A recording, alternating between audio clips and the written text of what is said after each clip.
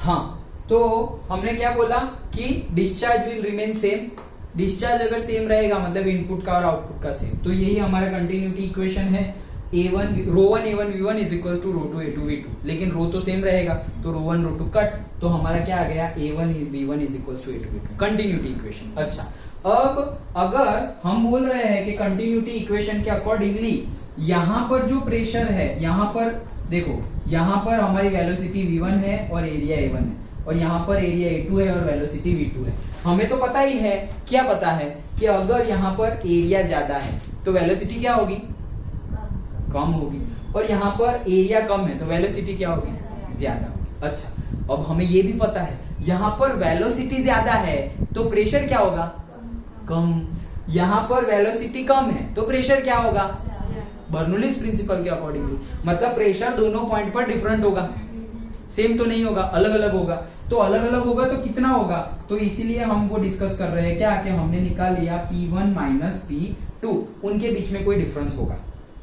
तो हमने बोला ना V1 क्या है, ज्यादा, सॉरी V1 कम है, एरिया ज्यादा है, A1 is greater than A2, तो एरिया ज्यादा है तो V1 क्या होगा, कम, और अगर V1 कम है तो प्रेशर क्या होगा, ज्यादा, मोर देन। अकॉर्डिंग टू, देखो एरिया और V1 के बीच में रिलेशन किसने दिया, कंटिन्यूटी इक्वेशन, और वेलोसिटी और प्रेशर के बीच में जो रिलेशन है वो भी इनवर्सली प्रोपोर्शनल है, वो कहां से लाए हम, बर्नौलीज प्रिंसिपल। Done, okay. तो पहले कंटिन्यूटी लगाओ, तो एरिया ज्यादा है तो वेलोसिटी क्या, कम, अब वेलोसिटी कम तो प्रेशर ज्यादा, तो P1 is greater than P2। Done. अच्छा, तो ग्रेटर है तो ग्रेटर में से लोअर को माइनस कर दो, तो P1 माइनस P2, ये कितना होगा, उसकी कोई वैल्यू होगी, उसका कोई प्रेशर हेड होगा, तो उसको हम कैसे डिनोट करते हैं प्रेशर एनर्जी को, ρgh।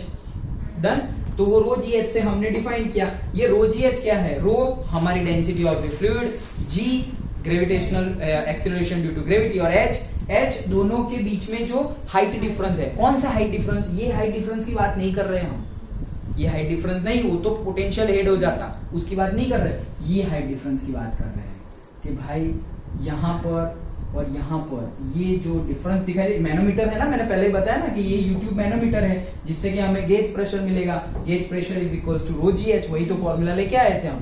तो h का दोनों के बीच में ये जो डिफरेंस है ना, ये डिफरेंस कि यहाँ पर लिक्विड यहाँ तक गया और यहाँ तक, जैसे इसे मान लो कि ये गया है 10 सेंटीमीटर तक और ये गया है 5 सेंटीमीटर तक, तो 5 सेंटीमीटर का डिफरेंस आ गया, तो h की जगह लिखोगे तुम 5 सेंटीमीटर। अंडरस्टूड, समझ में आया। तो ये हमें मिल गया P1 minus P2 is equal to ρgh। यहाँ तक किसी को डाउट है, पक्का नहीं है, तो आगे बढ़ते हैं क्योंकि अब सिर्फ सिंपल मैथ्स है।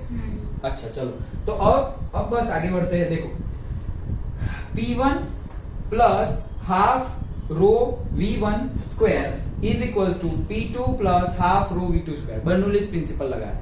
तो बर्नौलीज प्रिंसिपल क्या है हमारा, P1 मतलब क्या है हमारा, pressure into velocity, pressure energy, और pressure energy per unit volume वो P था।